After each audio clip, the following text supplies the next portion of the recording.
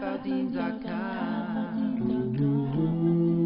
you want to know what makes love grow? What makes love grow? It's half of your deen, said the Prophet, peace be on him. Half of your deen. It's part of Islam, increasing your iman. Half of our deen.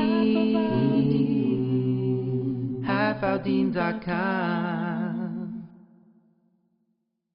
If you notice from my videos, I don't talk about the typical subjects that you hear from other speakers, but rather I talk about those taboo subjects that most speakers won't talk about. Recently, one topic that's caught my interest is the masjids. Now, when the Prophet ﷺ established his masjid in Medina, it was a true Islamic center. Unfortunately, most of our masjids today have been limited to just a place of prayer, so if you went on a tour, it would go something like this. Assalamu alaikum, brother. Welcome. I will give you a tour of our big masjid. It's fantastic, big. Okay, so I want to show you the first place. This is our massive, huge prayer area for men. It's very big, and that's the end of our tour.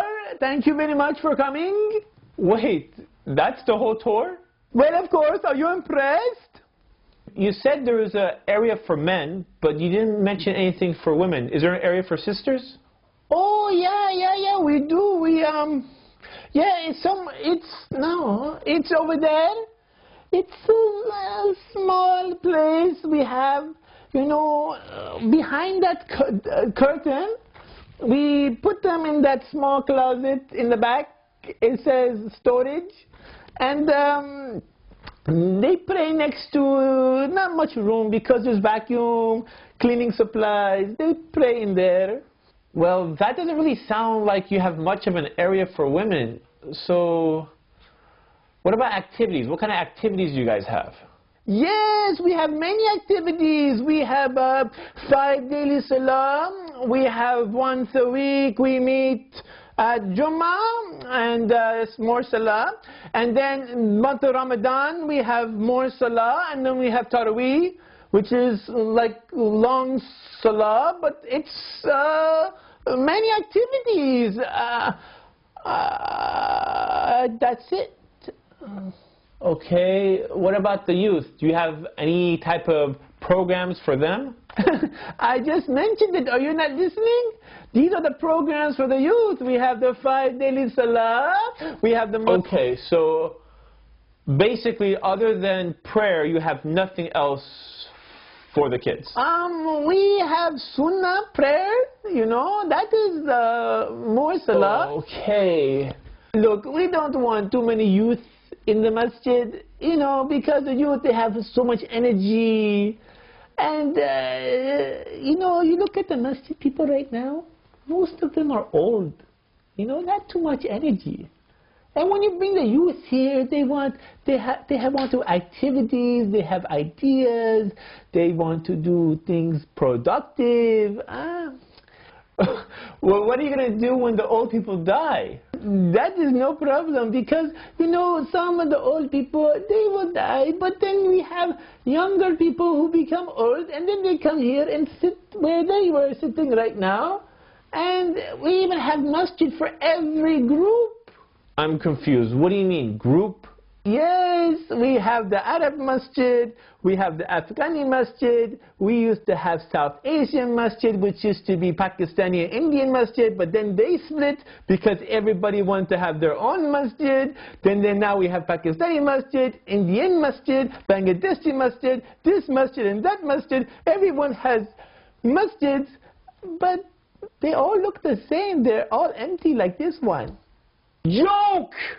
Joke? There is no joke during the masjid tour, brother. Joke, double joke! Look at how many Muslims we have in our community. We have a lot. You may not see them throughout the year, but during Ramadan, you're like, wow, where all these Muslims come from? And then during Eid, you're like, wow, where all these Muslims come from? We got a lot of Muslims. But then comes the question, where are all these Muslims throughout the rest of the year? I mean, the masjids are empty. You got a few people here and a few people there. Sometimes you get a line or 2 lines during regular salah, and then during Jummah, you're just kind of packed. But that's it. That's it. The problem is that the Islamic Center is no longer a center anymore, But the question is, how did this happen? I'm not exactly sure, but this is what I think is happening so far. When a whole bunch of Muslim families come into a new area, they're like a small community. They have everything except for a masjid, so the first thing to do is build a masjid. Now, masjids aren't cheap to build, so the whole entire community had to come together. So this is a very diverse community. It's a bunch of people from all kinds of places, from all kinds of walks of life, all coming together to build a masjid, which is really cool. But then as the community grows, they say, we need to build a bigger masjid. So they have fundraisers and they build a masjid and they make it bigger and bigger and bigger. And then they see this huge masjid, like, wow, our masjid is huge. So with this huge masjid, what are we going to do? We need a board of directors so we can figure out what we're going to do with this huge masjid. So they get all these people and they all vote for each other and this and that, and there's people you never heard of before. They come in to run for election because they like their name, vice president, president, treasurer, whatever that means. Next to their business card, they say, I'm the treasurer, I'm the vice president, I'm the president of the masjid because I run this huge masjid. So now you got a board of directors, they're all sitting down trying to decide what's going to happen, and then these guys are starting to fight. And they're like, and everyone starts fighting, and then, and eventually, one guy's like, you know what? I'm going to go build my own masjid, and I'm taking my people with me. So he grabs all his friends, like, hey guys, come with me. If your skin color matches my skin color, and you're from the same country I am, we're all going to go build our own masjid. Now you got an Arab masjid, a Pakistani masjid, and this masjid and that masjid, and like, what? What's going on? This isn't Islam. These are a whole bunch of people having their own masjids. And right when you think like, wow, this is so much division within the Ummah, what's going to happen next? It gets worse. Now you have a whole bunch of people that look like each other, talk like each other, and like, wait a second, this is just like back home. And since it's just like back home, we're going to make this masjid just like back home. And you know what that means. We're going to make it like a senior citizen home. And you know what that means? Old people in, young people out. They get on the phone and like, hey, we need to call an imam from back home to come down here so it can be just like back home. So they bring in an imam from back home that you can't relate to, speaks in an accent that you can't understand, and gives khutbahs that are not even relative, and you have to sit there like this. On top of that, they lack programs for women, youth, and converts. Then they wonder, hey, how come nobody ever comes to the masjid? But there is a bright side. There's many masjids I've seen that are amazing. I mean real Islamic centers. I see ones that have playgrounds for the kids, basketball courts for the youth, and even clinics, a free clinic that you can go in with volunteer doctors from the local Muslim community that will help you for free. Now I understand that many of the masjids don't have the resources to pull off such ideas, so let me throw out some of the things that you might be able to implement. How many times have you sat in Jummah like, wow, I think I've heard this khutbah before, but I can't say anything. I wish I could just somehow give them a suggestion. I got it. How about a khutbah suggestion box? All you need is a box, put the word khutbah suggestion, put it inside the masjid, and people can anonymously put suggestions. That way the khatib can read, wow, I got 8 people asking for the same subject. Maybe I can give this topic for next week's khutbah. One of the questions often asked by Muslim youth is, how come we can't date? And like, wait a second, there's lots of dates. There's dates in Ramadan. But all joking aside, how about a date night for, like, the parents? Not for the kids. I'm talking about married people. What you do is this. We set up the masjid that people who want to do babysitting, they can actually get paid, and they'll watch the kids, and then you drop off your kids at the masjid. The kids have fun. They'll have activities and stuff like that going on. You go out with a 2 or 3 hour date with your wife, go out for dinner, go for a walk, whatever you like. Come back 2 or 3 hours later, pick up your kids, and you're fantastic. That way you don't have to be mom and dad. You can actually be husband and wife for 3 hours, and then your kids get to be kids, and they can eat dates at the masjid. Another great idea will be marriage counseling training for imams. Most imams have the knowledge of fiqh, Arabic, Islamic history, etc., but they don't necessarily know all the information about men and women and relationships and all the stuff that you learn as a marriage counselor. But unfortunately, they get bombarded with these questions, and they're flooded every week. Actually, majority of the questions deals with husband and wife issues. Ask any imam. And so it'll be great for them to have this knowledge. So imagine how much better it would be for their khutbahs and their topics and their stuff, because it'll relate especially to a lot of the men and women who are going through issues, and that'll be fantastic. You like that. But wait a second, why does the imam need marriage counseling training? He already can explain the rights of the men and the rights of the women. Sometimes you need more than just the rights. Imagine your wife is crying.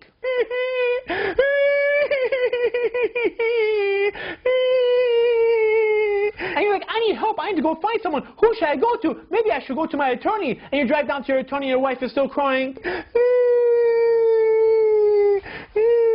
Then you drive to your attorney, you're like, okay, Mr. Attorney, my wife is crying, I need help, I need help. And he's like, well, these are your rights and these are her rights, and I'll be $250.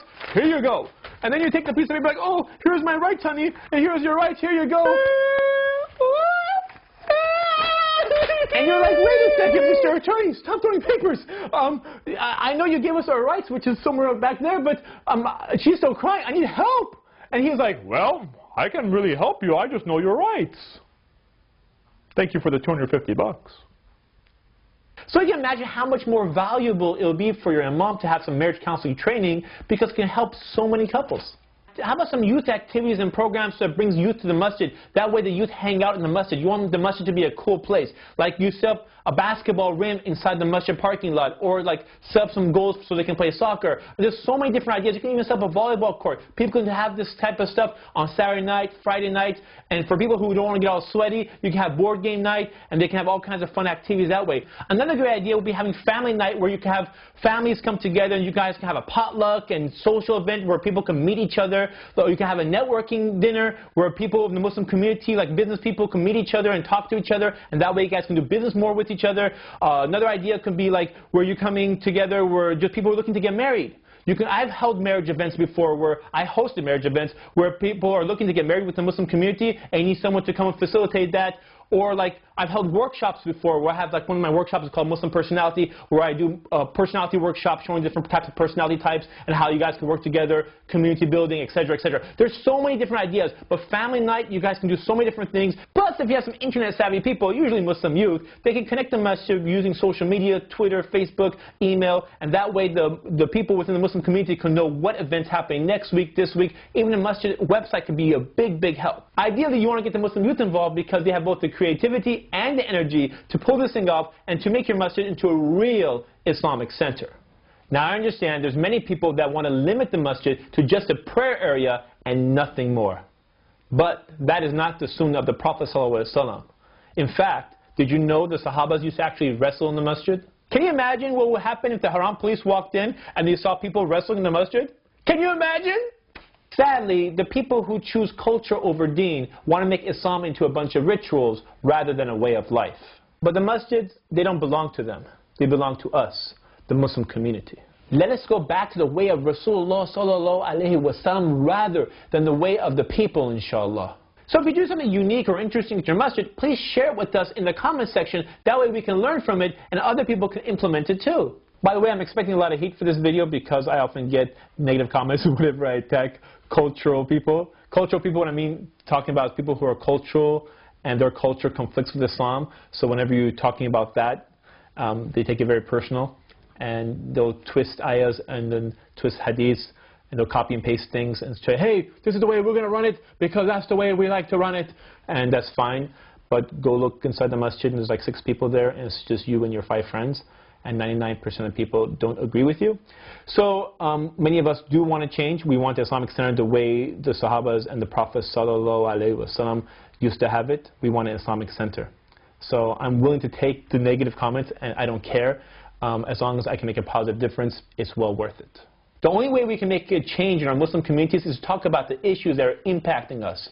And I know I'm not the only one that cares. I'm sure many of you do too. So with that said, inshallah, please share this video with your friends with the hopes that it can motivate others and you have no idea what your little forward button can do, because someone sees a video, implements something in the Muslim community that has a positive difference, changes some people in a positive way, and that could be amazing, inshallah. And we can share the barakah together. Do you know what I'm saying? This is Ali reminding you just in case you forgot. This is Ali reminding you just in case you forgot.